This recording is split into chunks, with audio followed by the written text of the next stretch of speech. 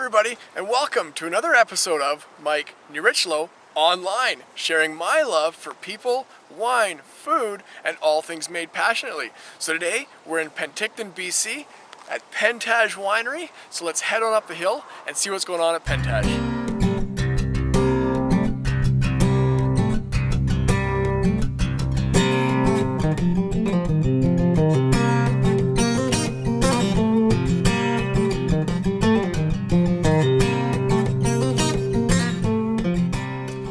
So I'm here at Pentage Winery with Paul Gardner. Thanks so much for having us, Paul. Thank you very much, Mike. Yeah, it's great to come by. Why don't you just tell us a little bit about the background and the history of Pentage? We started this with a dream in 1996 to come up to the Okanagan and produce some great BC wines. We toured around, saw this property, and basically fell in love with it. As you'll kind of see in some shots later, it's got a good location close to the lake. Got a good climate here, good aspect for the vineyard. So we did some work on the land in 1996, planted the vines in this vineyard in 1997, and started making wine in probably 1999, 2000. Okay, so an Okanagan winemaker. Now, you obviously caught the bug somehow. What's kind of your winemaking background? What got you thrilled about wine? I like wine. I mean, do. yeah. I think you evolve a bit from the beer. You're a bit kind of wine is something. It takes a little while, I think, before you usually get into wine. But I was lucky enough. I had a neighbor in Vancouver that had a great wine cellar, and I tried some wines that just kind of.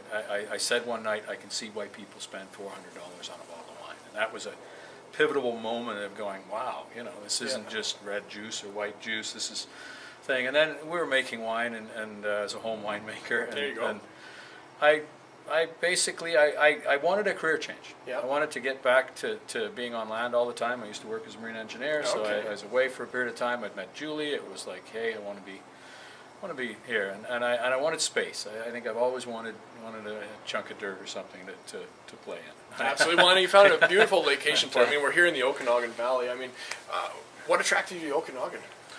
Well, it's in Canada. Yeah, good call. Yeah. Yeah, I think it's one of the best climates in BC, just to live in. Yeah, and, for sure. And hand in hand, obviously, in being able to live here, it's probably one of the best locations in Canada to grow vines. Okay. So it was a no-brainer to come No-brainer. Now, one of the major features, and it's been a project Paul's been working on for a while, is this elaborate cave you've put in for Pentage. So let's go in and have a look at it. Sure.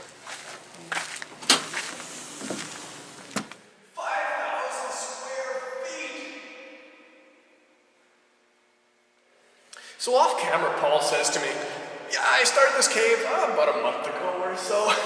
You gotta sit here and appreciate what we're standing in here. I mean, the amount of effort that must have gone into this. Paul, why don't you tell us a little bit about your cave we're standing in? This has been a 10-year project to construct what I'm trying to make a nice architecturally beautiful wine production facility that is thermally correct and fits into the property.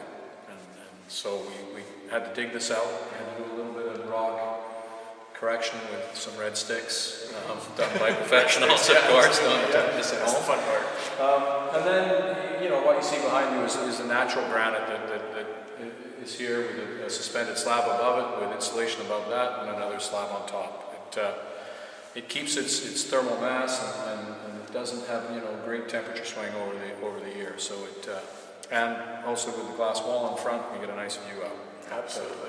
Now, what are your intentions for this cave? Is this going to be kind of the winemaking facility, or is this going to be the barrel room? Or we're going to put obviously some of our barrels have come over here already from the other building. We're going to bring obviously the bulk of them, all of them over here, and the tanks will actually be in here. In fact, this whole area will be our winemaking facility. The crush pad is now outside this building, and that'll save the other building basically just for functions and finished goods. We'll get the finished wine out of here. But yeah, this is excellent. I mean, not to mention, it's just cool. Like, you've done a great job here. This is such a cool feature to have. I'm sure your winemaker Adam is going to just love working in here when he gets the chance to. So we can head over to the winemaking facility and we'll meet Adam for a few minutes. So we managed to pull Adam Pierce out of the vineyard for a little bit. He's the winemaker here at Pentage. Adam, why don't you just tell us a little bit about your winemaking background and how you're getting on with Pentage here? Sure. Over 11 years ago now, after high school I went and worked in Australia in vineyards and wineries, and having really no interest in wine back then, but liked it. And long story short, came home, did a few other things. I ended up going to Vancouver, doing underwater welding. That didn't work out. Found myself, working in bars and restaurants. Decided it was time to make a change. What do I love? Kind of went back to what I remembered loving in Australia, and that was working in the vineyards, in the wineries. So I went to Niagara College in Ontario, finished the program there. While I was working there, put myself through school working in fine dining, and really enjoyed that as well. Worked in the Ontario wine industry as an assistant winemaker for 4 years before coming out to BC for the '08 vintage and started working with Paul. Paul? Pentage. How's Paul treat you here at Pentage? The best. The best? Awesome. So what are we tasting today? This is just a quick tank sample of our 2009 Sauvignon Blanc. It's pretty well 90% of our own estate grown fruit, and we got a little bit from grower as well, Mark Baudry in Nierychlo from Denmark Vineyards. And we're just getting ready to bottle this next week, actually. And we're pretty happy with the way it's come along. Really, it's a bright Sauvignon Blanc. It's really nice. varietally correct. Tell us about it. What do you think of the Sauvignon Blanc? Oh, great acidity. Made bone dry style. Get the gooseberry, cut grass. Kind of get that pea in there. Cat's pea and pea, but really varietally correct, and I love it. It's just a great kind of it's got this great savoriness. It's going excellent with food. Exactly. Good wine. Exactly. You're impressed with what you're making here. Yeah, we're happy with it. Now you've got a whole new kind of labeling setup you're coming out with. Why don't you tell us about that? This is actually our new package for Pentage. We've changed all our white wines now are going to be in white label and nice fancy silver Stelvin cap closure. And this is from our '08 vintage. Some of our older whites are still going to be found in this package with the black label and cork, but pretty well we're moving, actually, eventually all of our packaging is going to be in screw cap Stelvin. Cool. Well, thank you so much, Adam, for sharing some of your time with us. No problem. It's a pleasure. Excellent. So, Paul, what type of vines are we standing in right now? We're in a 14-year-old Syrah block.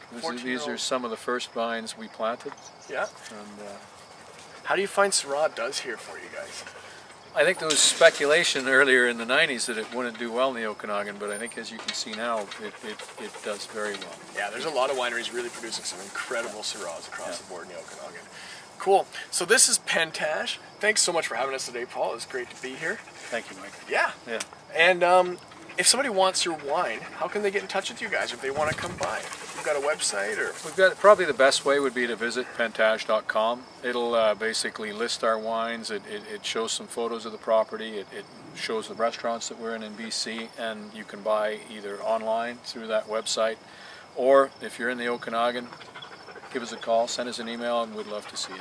Perfect. So thanks so much for watching today, and we'll see you on the next episode.